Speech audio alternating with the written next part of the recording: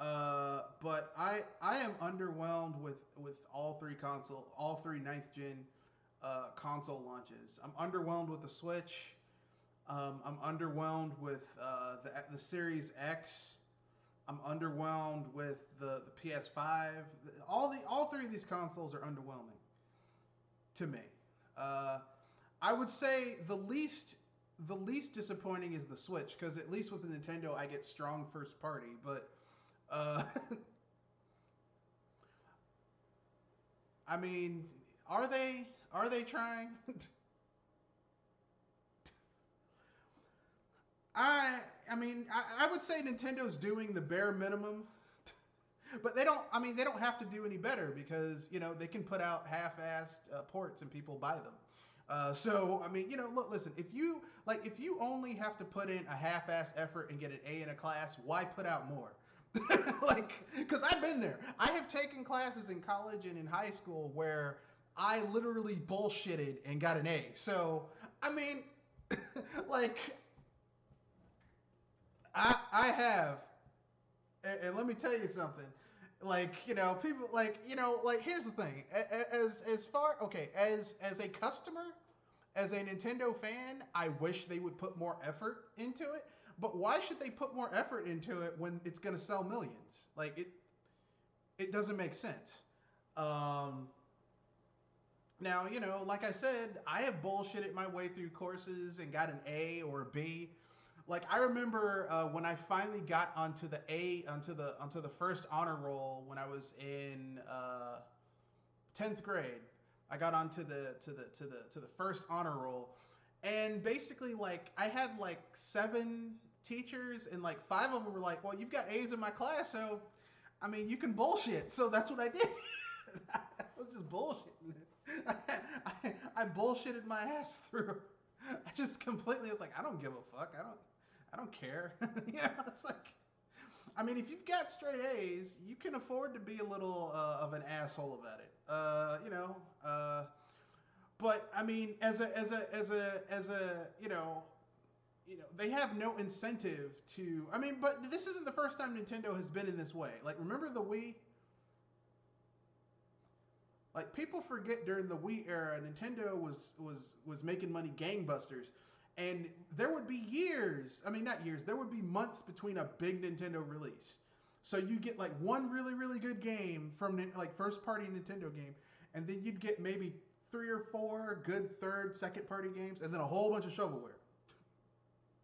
So, you know, they have no incentive to really knock anything out of the park. Um, Now, Microsoft and Sony, they should be like really. Microsoft and Sony should be launching with games where like, man, this shit's awesome, and I'm not seeing it. I'm sorry, I'm not seeing it.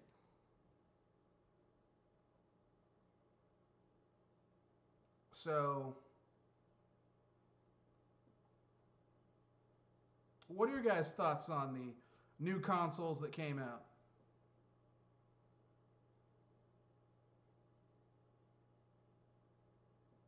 Yeah, we're live. Go ahead. What do you have to say about it?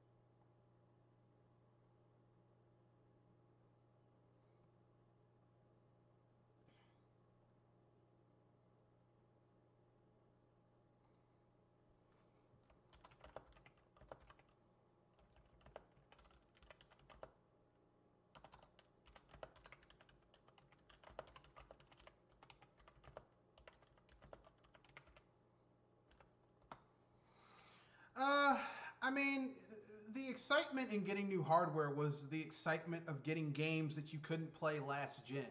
Or if they did try to make a game in that particular vein, it just didn't quite work out. Like, I love the original Star Fox on the SNES, but the FX chip, I mean, even though that was a feat of technological engineering at the time and coding, You had to wait until Star Fox 64 to really get an understanding of what was really going on in that game.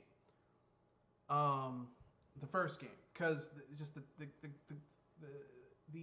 technology wasn't quite there. But like I'm not seeing that. Like there's nothing that's on these ninth gen consoles that couldn't have been done on eighth gen. So I find myself underwhelmed. Like, and here's the thing: like, I'm not gonna be a biased. I'm gonna try and check my biases at the door because I'm a Nintendo fan. But shit, Splatoon 2 could have been done on the Wii U. I mean, that's not revolutionary. That's not like, oh my god, this couldn't have been done last gen. Like, there are games on the Wii U that you couldn't have done on the Wii. There are games on the PS3 that you couldn't have done on the PS2. There are games on the 360 you couldn't have done on the original Xbox. But I mean, you look at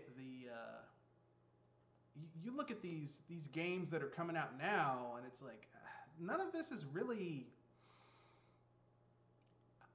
like revolutionary or really generation defining. And the games, and here's the thing, like it's so the ninth gen is so underwhelming that even the ports aren't really that impressive. Um, case in point, like Platinum ported Wonderful 101 to the Switch and the PC and the PS4, and it plays like ass on those on those platforms. Like really, the best way to play that game is on the Wii U. So yeah, and here's the thing. I see people on Twitter and yeah, man, I'm so excited about the Series X, the Sex Box, and the PS5. Let me let you in a little secret. As someone who has a ninth gen console, be prepared to be fucking underwhelmed and disappointed. Okay? Because there ain't shit coming to those consoles for a while that's really going to be like, wow, this is fucking amazing. If ever. Because the Switch is at this point almost 3 years into its life cycle, and I have yet to see a game where I'm like, wow, this is amazing. Haven't seen it yet. I've seen games that were good. I haven't seen a game that's amazed me yet on the system. So, you know.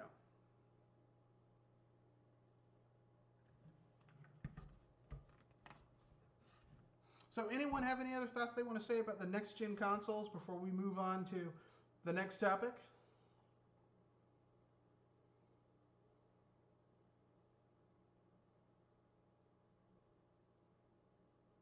Yeah, yeah.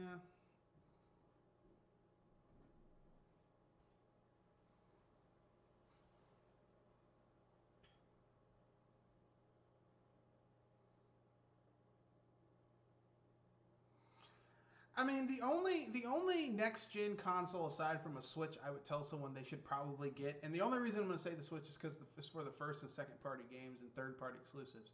Um, is maybe the Sexbox S because it's the same price as a Switch, and if you get Game Pass, you can basically get access to hundreds of games, and for $15 a month, or is it 10, whatever, like a ridiculously low price of hundreds of games, and that's just like if you just want to play a game and then delete it off your hard drive and go do something else and play something else, the Game Pass is a great buy. Now, matter of fact, I might get a Series X just for Game Pass. I might. Big word, big. Key phrase might. Just for Game Pass, because that's too sweet of a deal. You get EA games on there, which like I would say 90% of that library is trash, but there's 10% of that's pretty good. And then you get all those Xbox games like Wasteland and the Bethesda games are coming to Game Pass too. So if you want to play those games, you can play it on there. I mean, that's just a really good value proposition. But aside from that, the PS5 is just it's dull. It's dumb as a bag of rocks right now. So next topic. Take-Two has confirmed to be buying Codemasters for $997 million. So a little shy of $1 billion.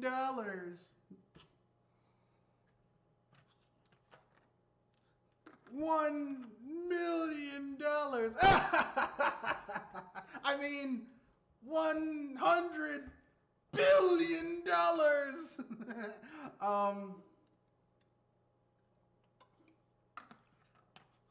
I mean, I don't like. Here's what I'm gonna say. Codemasters. They're probably buying Codemasters because they either want their assets or they want them to make a game or some shit that only Codemasters can make. I don't know, but I mean, that's a lot of money. That's a lot of fucking money. So, you guys have any thoughts about it?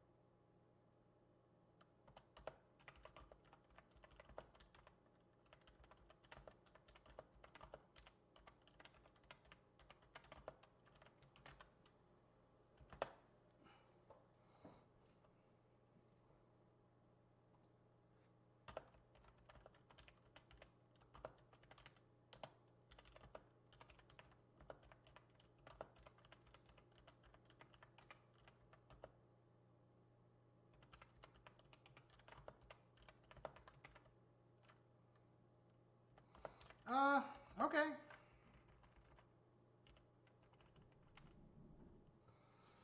So, I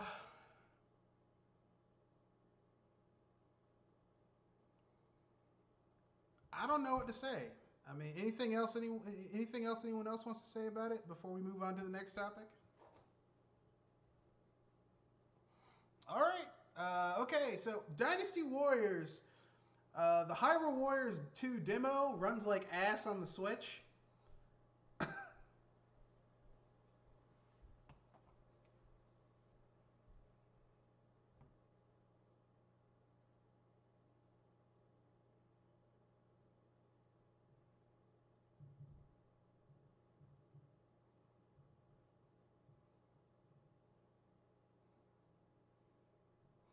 Yeah, and I hear people saying, "Well, they'll fix it because this is just the demo. They'll fix it." Look, okay, Okay, I'm gonna put it in academic terms so people can understand this. Okay, um, a demo is like taking the pre-test. Like let's say you have an exam and it's 100 questions, and they give you a pre-test, which is like 20 questions, and the pre-test has no weight on your grade, but it just gives you an idea of what the exam's going to be and shit like that. If you are fucking up on the pre-test, what does that bode for the exam? So if the demo is running like ass on the Switch, I don't want to think about how the main game is going to run on the Switch, on hardware that's roughly 6-7 years old. Okay, have fun with that.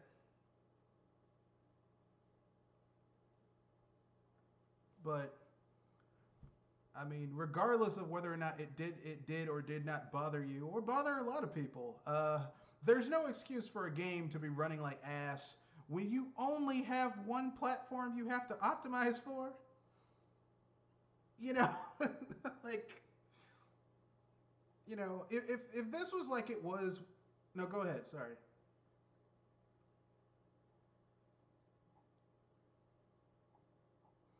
I mean, if it was like Cyberpunk 2077, where they're like trying to get this shit on 8 different platforms, I'd be like, okay, obviously one of these platforms is gonna suck, all right, because they're basically there's like multiple games, but if you're fucking up and you only have one platform you have to worry about and you can't get that shit right, I mean, come on.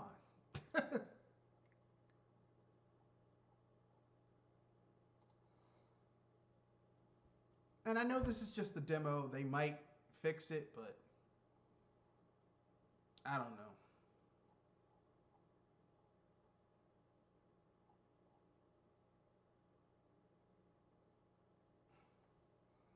So we shall see.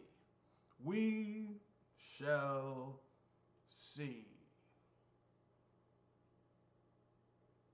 Uh, so I guess we can keep it moving. Next story. The Ghostbusters video game has lost its Epic exclusivity on the PC. So it's now on Steam. So if you guys want the game, you can get it. Um,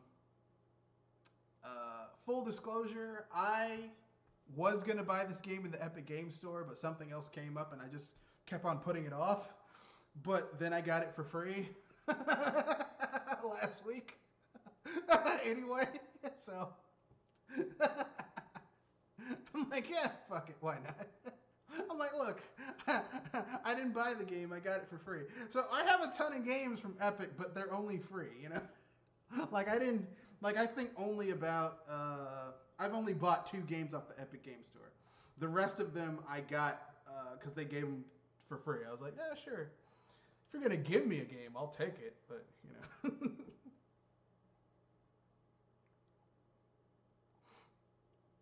Anyone's thoughts on that? The game losing exclusivity?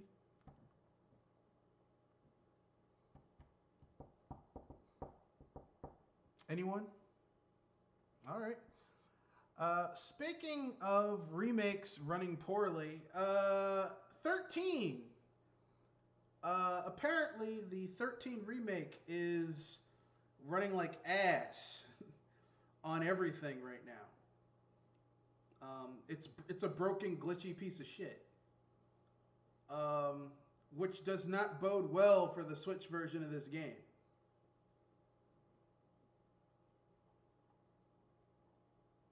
Yep, 13. You know that awesome ass first person shooter with the awesome graphical fidelity that was on the GameCube back in the day? Well, I will.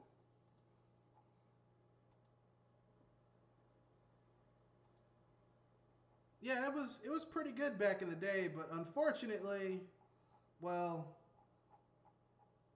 it's kind of running like ass now on everything.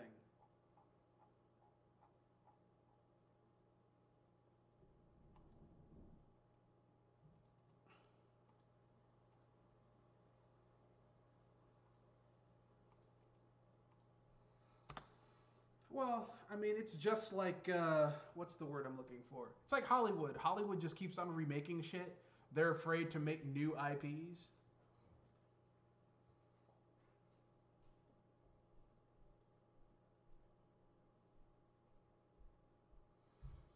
Because why take a chance with something new? Like the only studios that are actually trying new shit are indies. Indies and like single A, double A studios. Because everyone else, if it's triple A, it's probably going to be a sequel or something that is very familiar or something that's copying something that's popular. Like no one wants to do anything new. Um, which I mean, kind of sucks, really. Because I mean, I don't know how many rip knockoffs of Team Fortress, not Team Fortress, Fortnite or Overwatch I can see anymore. I'm tired of battle royale at this point. I'm burnt out on battle royale games.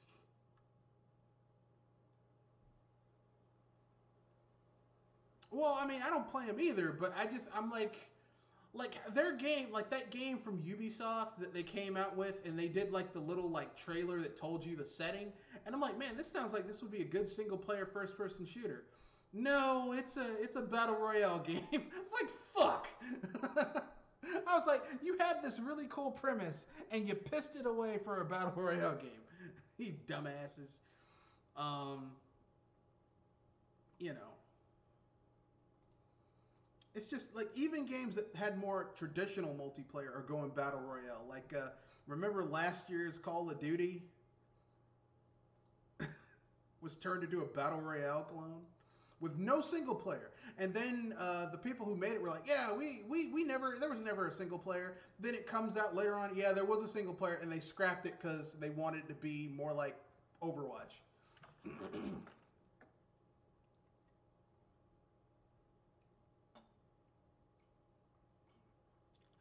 I mean, that's something I'll say about Nintendo. They damn sure don't chase trends. They do their own thing. And when Nintendo does chase a trend, they do it in their own Nintendo way that makes it so vastly different than what it was originally chasing. You're like, shit, this is nothing like what you were trying to emulate. For good or for bad, it's nothing like what you guys were trying to copy. So I give them kudos for that. So anyone else have anything else they want to say about the 13 game not running very well?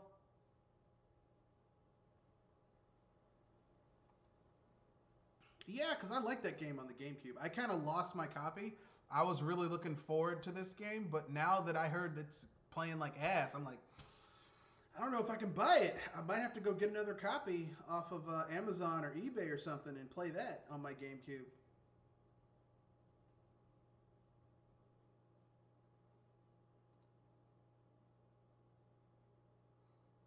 I think it was 6 months.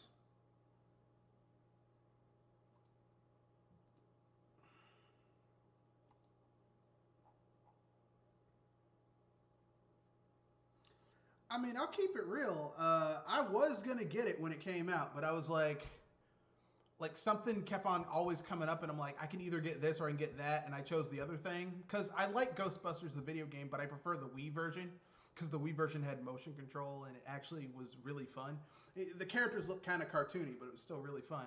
But it was functionally the same game. It's just the Wii version had more stylized, cartoonish graphics for the characters and the ghosts and shit. But then when I heard that they were doing a remake of the next gen versions, the HD versions, I was like, wow, because I remember having it on the PS3. I downloaded it, and I don't have my PS3 hooked up anymore, but I downloaded it. I'm like, man, that game was really fun. But like when I heard they were doing a remake, a next gen, a current gen remake, I was like, wow, that's gonna be fucking awesome. And then when I saw it had Epic exclusivity, I was like, man, I don't want to buy it off the Epic store. But then I was like, you know what? I'll take the plunge because it was only like $29.99 or 19. Like it was like half the price of a AAA game. But I was like, something always came up. But I think last week or the week before last, it was part of the Epic game because they're giving away a free game every week. And it was one of the free games they gave away after Halloween. I was like, shit, I'll pick it up now that it's free. And I did. It was great. It's still just as much fun as I remember. You know, if you were hoping that the Ghostbusters 2016 was going to be the Ghostbusters 3 we wanted, but were sorely disappointed, go play the Ghostbusters video game on either the Wii, PS3, Xbox 360, or the remaster that they came out with, because it's basically the closest you're going to get to a Ghostbusters 3, and it actually has Harold Ramis's voice as Egon, so, you know. It works. It works. The only way you could do a real Ghostbusters 3 now is if you made it animated and you based it off of the animated version of the Ghostbusters, which could also work. I'd be down with that.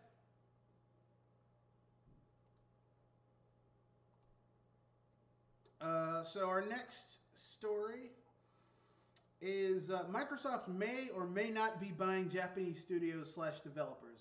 Your guys' thoughts?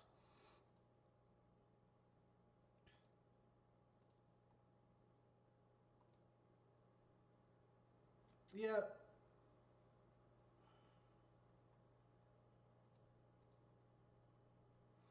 Well, how basically every Japanese game that came out on the Xbox just died.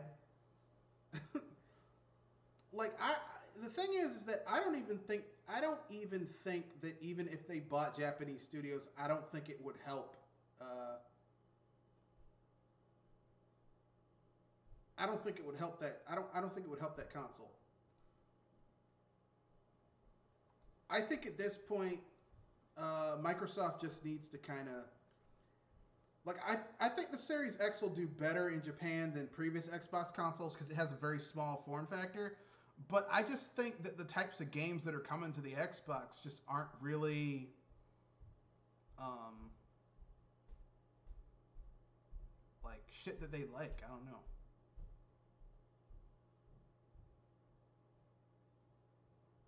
I guess I just don't think it'd be something that they like. I could be wrong, but I just don't. You know, like the types of games that are popular on the Xbox, I don't see Japanese gamers really being that into.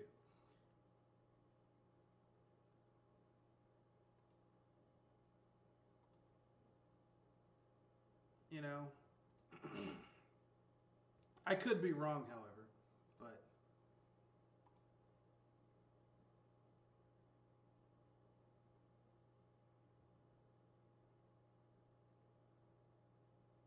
I mean, I don't know. That's my that's my opinion. So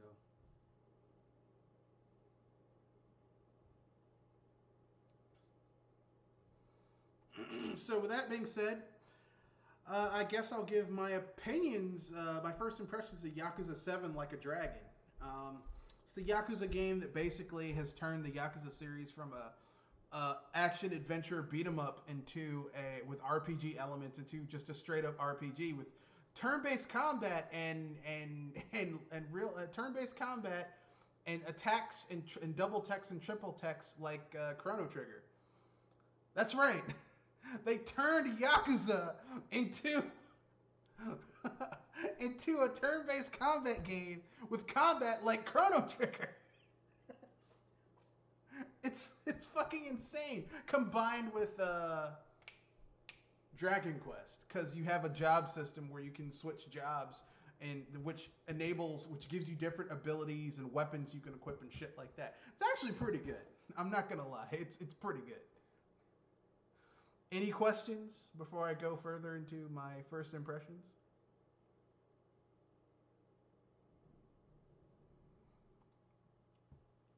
Well, you walk around the streets of uh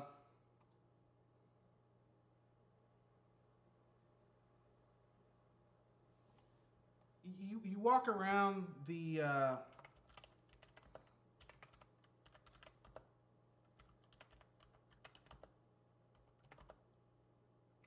you walk around the streets of Yokohama or wherever. Um,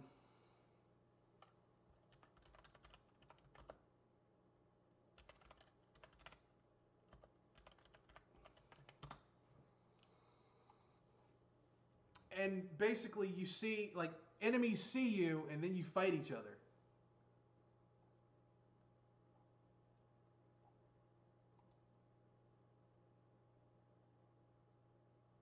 So,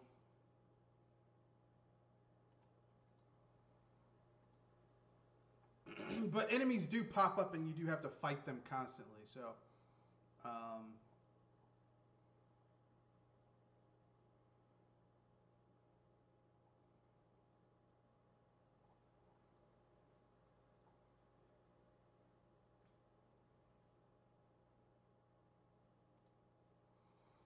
it's kind of expensive. I mean, not expensive. It's like basically enemies kind of repopulate the area really quickly, like faster than you have in other games. And leveling actually is important because the map in the game is divided into zones. And so basically, like you might be in one zone where the enemies are level 9 and 10 and you're knocking them out in like just a standard attack. But then you go to another zone where the threat level is up one tier higher and enemies are a little bit or quite a bit tougher. And once you get to like 3 tier enemies, where enemies are like, it's almost like what would be a boss battle 2 areas over, but all the enemies are that level. So leveling actually is important in this game, and having the best equipment. And when you die, you lose half your money, like an RPG. Uh, so, but I mean, it's Yakuza. It has a really awesome story. It's got violence and sex and mania and stats. I mean, if you're into RPGs, this shit is like, if you're like me and you're into JRPGs, this shit is great. However, there's one downside to the game that I discovered. There's this place called the Vocational Institution, where basically you take these quizzes to raise your personality stats, to basically make it so that you are less susceptible to status effects and more likely to inflict status effects on enemies. And basically, or effects on enemies, and basically, there's like these quizzes you have to take, these 5-question quizzes, and literally, I did well on all of them except for the Sega ones. Like, I sucked at the Sega ones. Like, I failed them multiple times. So I really don't know that much about Sega.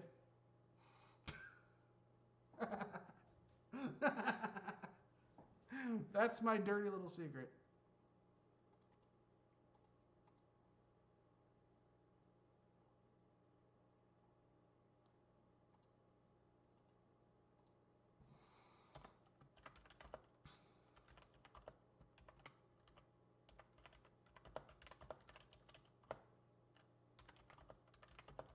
So, any other questions before we move on to the next topic?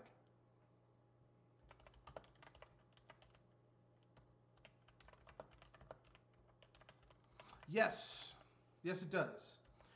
Like there's a magic system. There's special attacks. There's all types of cool shit.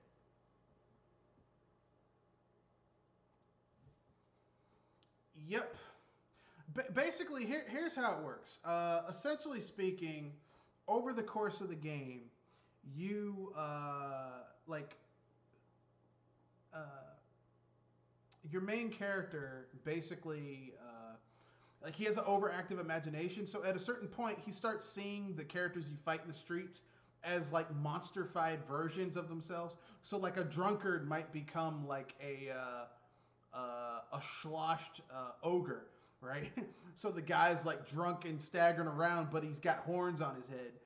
Um, or a pervert might become known as like a peeping tom, something like that. Like they get these kind of punny type names, but basically like they gain special attacks. Like so a chef might throw some hot grease on you. That'll be a fire based attack. Or one of your party members can breathe fire. Like he'll drink some alcohol and light a lighter and then spit it out and burn some motherfuckers with it. And those can cause status effects like ignite.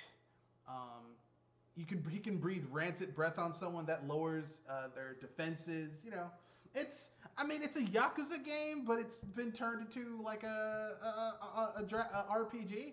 But your special attacks are basically like they have area effects. So like you can have a special attack that attacks on a line, kind of like in Chrono Trigger with Chrono's Falcon quick slash that shoots like on a straight line. So if enemies are lined up and you use that attack that attacks on a line, you can take out a whole group of those motherfuckers with one attack, which makes the fights go a lot faster. So yeah, I've been enjoying it. I've put about 9.25 hours on it right now. It's pretty good.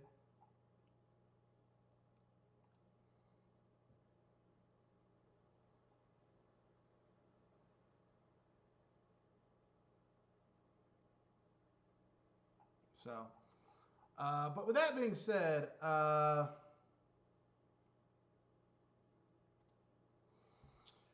guess we have to go with our next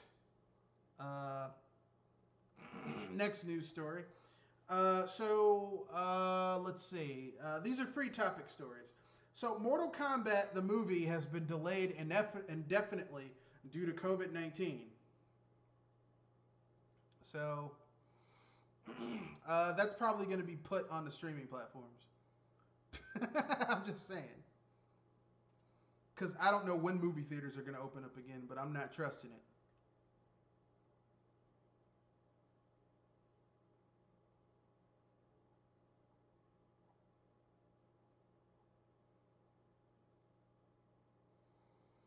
Um, and our other story is, let's see. Oh, we already talked about 13 Remake. So, with that being said, we get to our final topic, which is a topic that's been juggled um,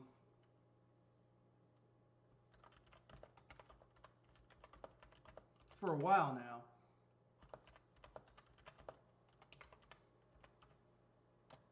And we've been holding out, but we finally got to work. So here's here's what that chat is about. So basically, we've all played games that have open world where you're in a car, or they try to have like a life simulator where there's like radio stations and shit. So uh, our discussion is the best in-game radio stations and TV shows. Or, in order to expand that, because that may be a little bit too specific, best in-game soundtrack that like you get in a vehicle and you can listen to the radio and shit like that.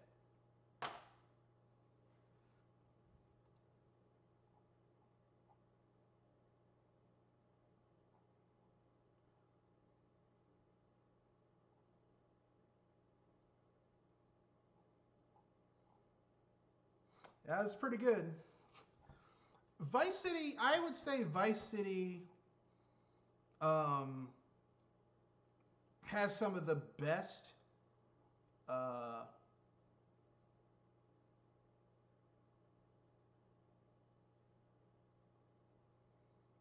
Vice City has some of the best fucking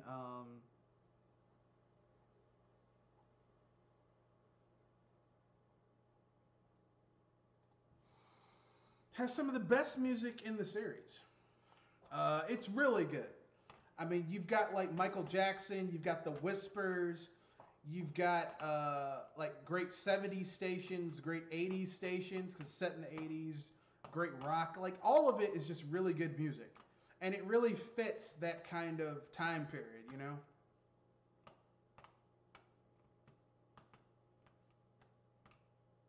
That's going to be a hard one to beat. I'm gonna have to say, even though I love Vice City, I'm gonna tie best soundtrack in a GTA series with Vice City and San Andreas. Because I do like Vice City. I think San Andreas also has good music too.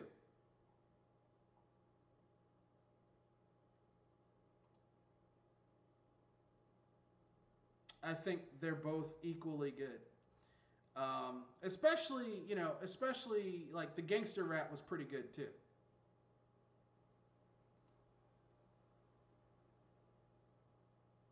Hello, Jewel. How's it going? Yeah, sometimes it be like that sometimes. So we're on the music topic, and we're talking about what is the best in-game, in-universe music or TV show. So if you play open world games that have a life simulator with music and shit, what's the best radio station slash TV show?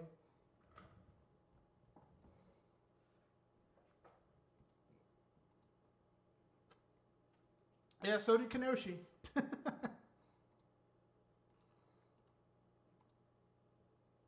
No, I'm not gonna lie. Vice City had some of the best music in the series. I would say the only close second to me is maybe San Andreas. I think both of those games had really great soundtrack. Although Vice City is more iconic because it had Michael Jackson, so and the Whispers and just like all that music is really good. Like you could literally like you could get the sound CD for Vice City and listen to that in your car, and it'd be just you like, oh, this is fucking awesome. I like this music. Um, you know,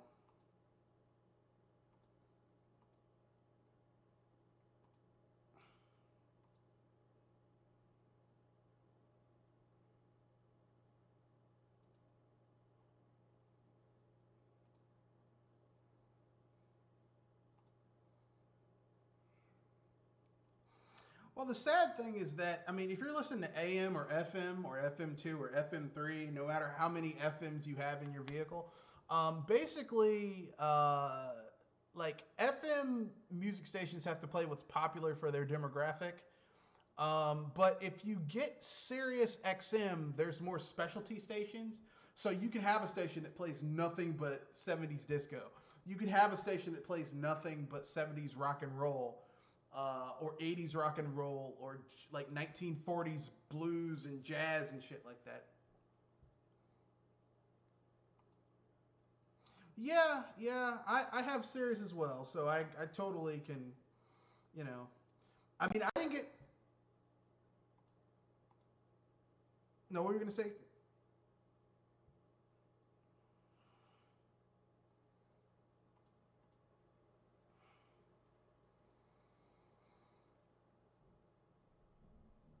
Oh yeah, well, because all they do is play what's popular, but not.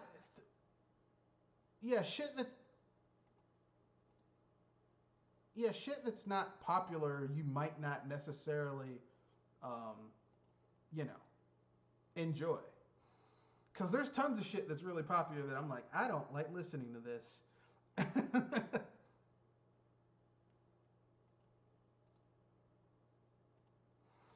I mean, I'm gonna kind of. I know you have this vendetta against country music. I can understand. I'm not really that into country music myself, but you know, the new stuff. I like the old stuff, but the new stuff kind of sucks. Um,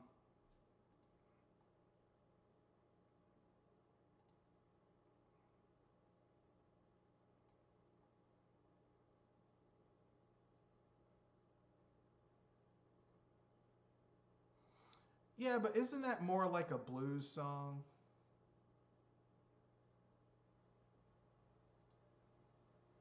I mean, really, if you listen to country music, and this is the person who took like multiple music classes in college, country music and blues, as we know it, are actually essentially the same type of music. It's just the instruments are different. So, at least old, or should I say, old country music and the blues are the same type of music. It's just the instrumentation was different. Modern country is more like shitty rock and roll than country music. Like, okay, like basically, like, okay, if you listen to Hank Williams, All My Exes Live in Texas, right? All My Exes Live in Texas, like, aside from the instrumentation, is a blues song. It's about a guy singing about how how he's fucked around so much, but that his exes ran him out of Texas, and now he lives in Tennessee. That that is a blues song, you know. And I mean, you look at someone like Ray Charles. Ray Charles, when he first started out, was not singing the blues or jazz or R&B. He was singing country western music.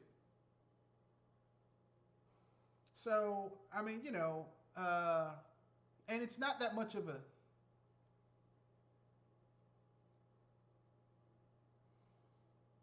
Yeah. So I mean, like literally, like okay, the blues, old gospel, not new gospel, old gospel, um, country western, old jazz. All of them were kind of came from the same sort of pot, um, same roots, if you will. But yeah, so you know, like you know, like it's not that difficult to go from singing a song about how you ain't got no money, your woman kicked you out, and now you singing on the side of the road for some money to get a new room to rent, and how to in the blues to across the street you got a white dude singing about how his girlfriend, his wife kicked him out, and he's living out of the back of a truck with his dog. You know, that's a very similar. That's a very similar tale being told in both of these stories. But yeah, I'm gonna have to go. I have to agree with you guys. Vice City had the best music, but let's take a step back and say, okay, Vice City had great in-game music. What about GTA? What about Saints Row 2?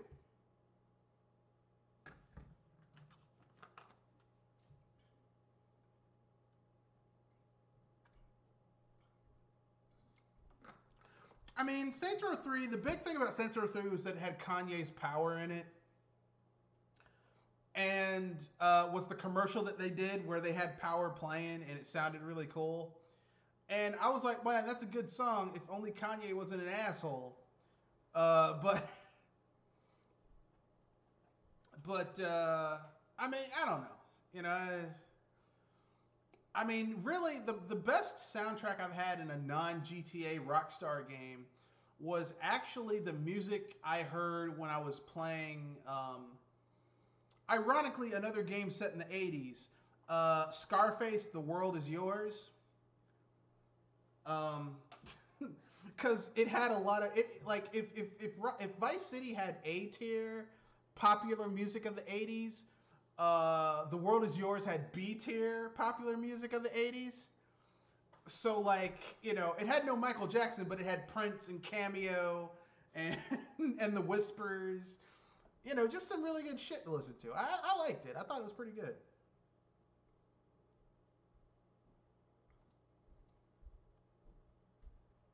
I agree. I thought it was pretty good.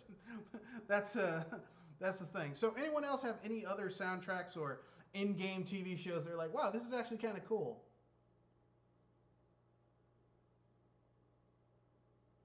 Well, with that being said, let's look at the other side of that coin and the worst in-game music radio stations in a video game.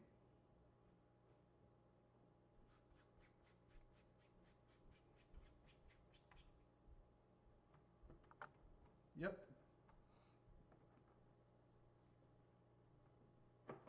I'm gonna say Watch Dogs. I'm gonna say Watch Dogs and Watch Dogs 2.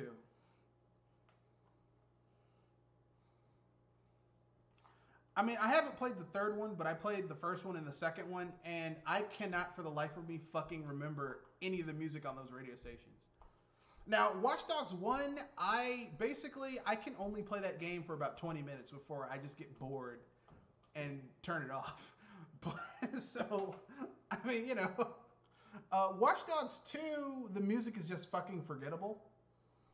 Um, I mean, if you have a game set in the modern age where people can drive around listening to shit, and you can't even have you don't even have the gumption to have good music, I just get mad. I'll tell you another game that has some bad music: Fallout 3 and Fallout 4. Mostly because they keep on reusing the same fucking soundtrack in those games, like functionally the same music in both games. And if I have to hear Butcher Pete chopping and chopping and chopping and chopping that meat again and again and again, I'm tired of Butcher Pete. And I mean, you know, Bethesda took that music license and wore that shit out until the wheels fell off.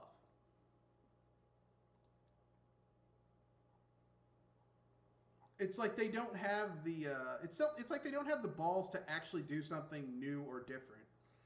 Um, I guess, which is why I kind of like the music of Fallout New Vegas better, because at least New Vegas has slightly better music. Um, but we're talking about worse. I would say GTA 4 had bad music too.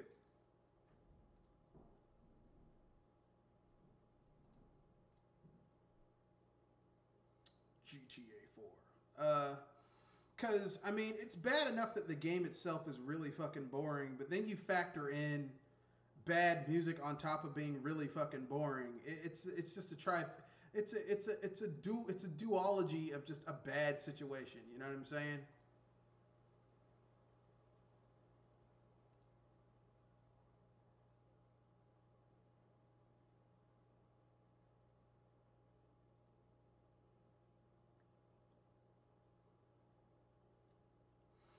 Well, I mean, like here's the thing: if you have a game where most of your time is going to be spent driving around in a modern time, well, what do you do? Like, I don't know about you, but the first thing I do when I get in my car is I turn on the radio, right? Because I want to listen.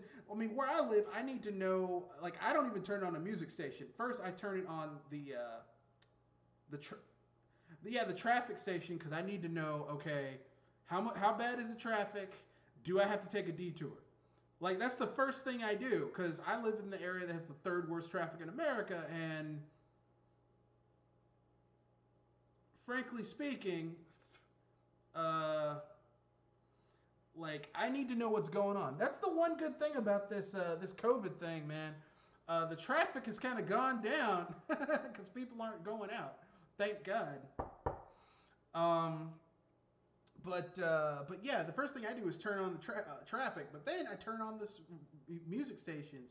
I'm like, okay, or I put it on Sirius and I start listening to jazz or blues or R&B of the '70s, the '80s, the '90s, whatever. Um, and so the worst sin to me is when you have a game where like it's supposed to be a big deal about you doing something and the music is such trash, you know?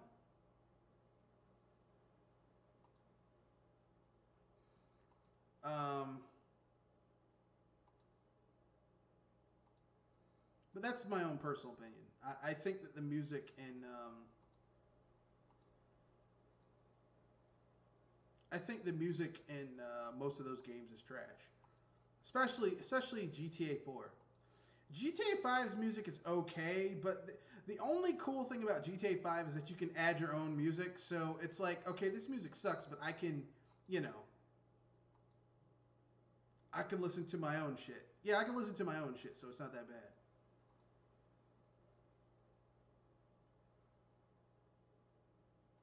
But that's my own personal opinion. So with that being said, we have our anything else you guys want to add about good in-game music stations and TV shows, et cetera, before we move on to the final topic and then wrap things up?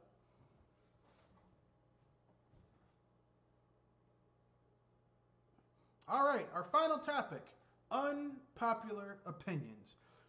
In this segment, we give an unpopular opinion about something related to gaming or just generally in life, and we defend it, and then people either agree or disagree. So, who wants to go first? Unpopular opinion.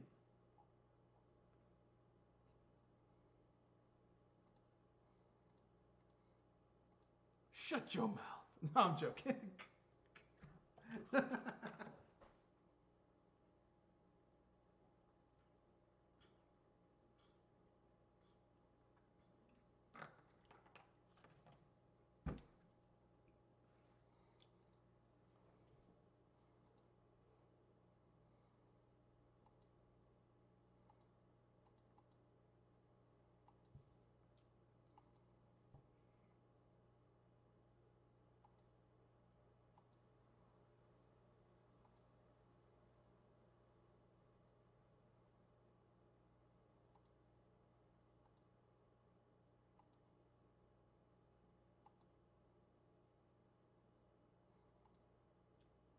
That was the nail in the coffin for that franchise.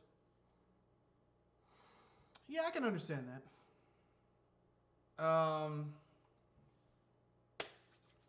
Jewel, you have an unpopular opinion you want to share?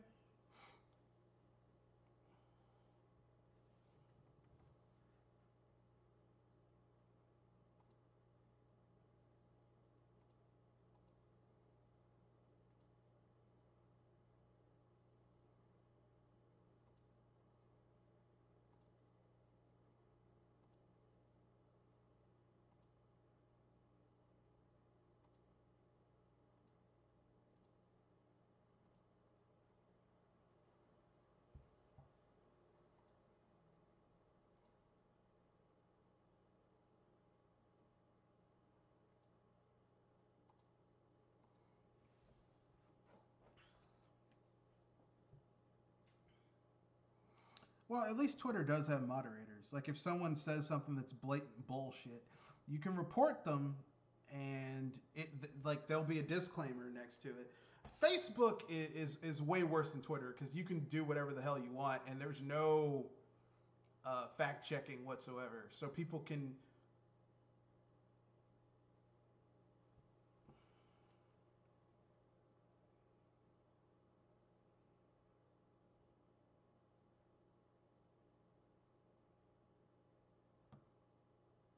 Yeah, yeah. Twitter has moderators. Facebook, you can just say whatever the hell you want, and there's no repercussions. Like no repercussions whatsoever on Facebook.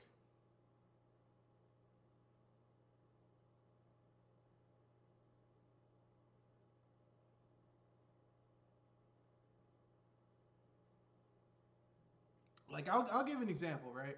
Back in the day when I was on Facebook, I had a family associate who I was friends with on Facebook. I was Facebook friends, and they gave me this anti-vaxxer bullshit that, like, I am not a scientist. I'm not a scientist, but I've taken scientific courses where I had to learn about how vaccines worked and shit like that. And they gave me some shit that, anyone who took a basic biology course would know this is patently false. This is bullshit. Uh,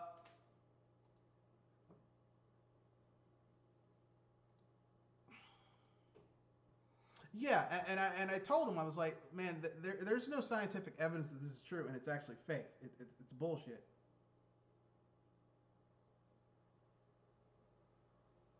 And why are you sharing this with me? It's like they don't want you to know. It's like people will share shit on Facebook where it's clear bullshit, and if it was true, wouldn't people know about it? It's like when people give you those. It's like when you go on certain websites and yeah, it's like this has been proven to be false. No, man. Yeah, it's been proven to be false. There's no evidence of it. Well, that's just your opinion. People think that because they have an opinion that they're entitled to say it out loud and not be challenged on it, which, um, you know, like if you say something that's patently false, I don't care if it is your opinion. I'm gonna call you a fucking idiot, and I'll say it to your face if it's patently false. Like if you say, well, the sun revolves around the Earth, that's patently false.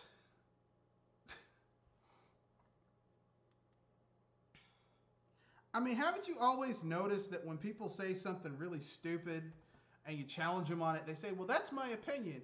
That doesn't mean anything. If something's stupid, if something, like, you're right, it is your opinion. And an opinion is like an asshole. Everyone has one. But I mean, like an opinion, just because you have an opinion, if your opinion isn't rooted in sound reasoning and facts, then at that point it's just speculation. And I don't give credence to speculation. But that's just my own personal opinion. So I guess I should give my unpopular opinion. Here's my unpopular opinion. My unpopular opinion is this. Um, well, I have two unpopular opinions. One that kind of is an addendum to Kenoshi's. Naughty Dog has never been that good of a developer. Okay? They've never been that good of a developer. Never, ever, ever. Like even back in the Crash Bandicoot days, like Crash Bandicoot was made to compete against Donkey Kong Country on the SNES. And even though Crash Bandicoot isn't terrible, I wouldn't put it in the same block as a Donkey Kong Country 1 or 2, or even Donkey Kong Country 3. Um, and my second unpopular opinion is this. I think that the ninth gen is going to be the most disappointing gaming generation of all gaming generations. Uh,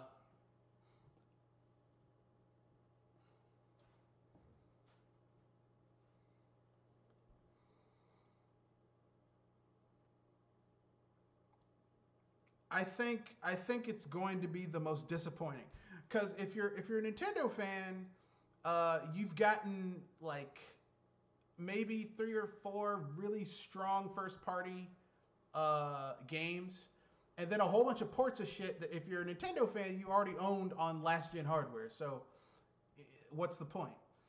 Um, if you're a Microsoft fan, you're not gonna really start to see really strong first party games on the Series X for at least 2 years, 18 months to 2 years, and that's disconcerting. So why the fuck should you buy this now? The only good thing I would say coming out of the Series X is Game Pass. That's a pretty cool thing, you know. $15 a month and you get access to hundreds of games plus EA all access. So I mean that's a pretty nice little consolation prize. But with Sony, I mean Sony is selling expansions as first party games. You know that Spider-Man 5, that Spider-Man Miles Morales game was supposed to be an expansion to the last gen Spider-Man game, and they're selling it at full as a launch title for the PS5. And I mean, like this is what we're getting, folks. Like here's the thing, okay? Microsoft and Sony had 3 years before after Nintendo launched their next gen system. 3 years where they should have been getting games ready to launch on their next gen hardware, and instead they still aren't fucking ready. What type of half-ass bullshit is this?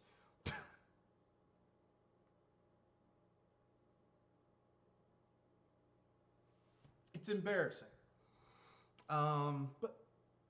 But you know, and what's even more embarrassing is seeing these fucking fanboys play it up like it means something. Yeah, man, Xbox One, yeah, Series X, yeah, PS5, yeah. And in my head, I'm like, yeah, playing the same shit you played last gen, just slightly prettier. Yeah, no new games. Yeah. You know, no, I think I'll stick with my gaming PC and my Switch. Uh, and that's it.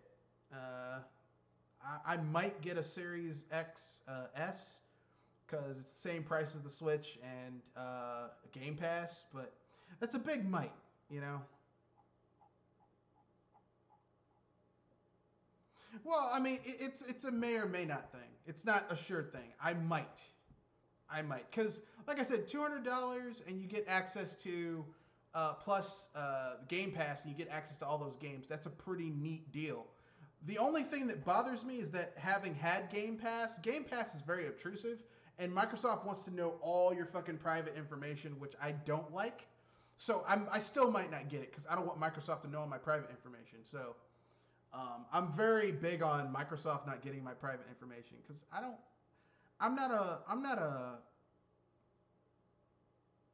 How can I put this? I am not a big Microsoft fanboy.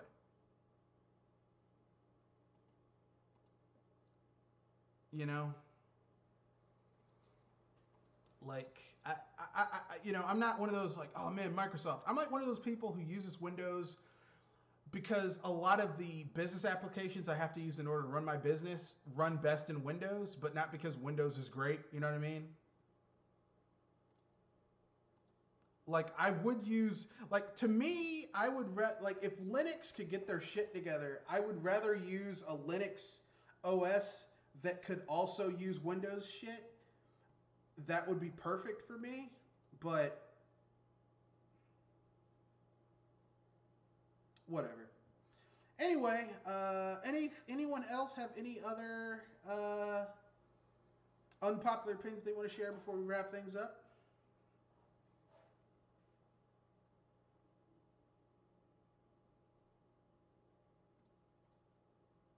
Nothing. All right. So that's the end of the podcast. Anything you guys want to pimp out before we wrap things up?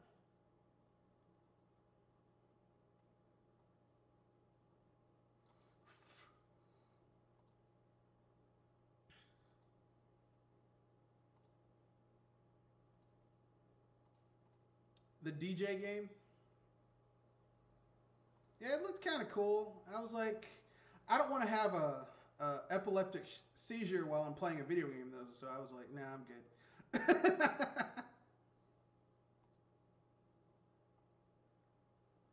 What is it? $70?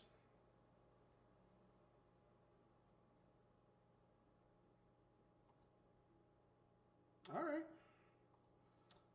Jewel, you have anything you want to pimp out before we wrap things up? Okay, I guess she doesn't. Anything you want to pimp out before we wrap things up?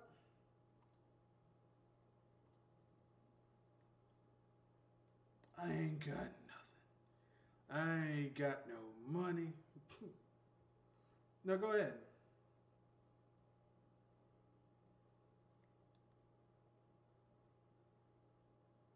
Yes, thank you, thank you. So,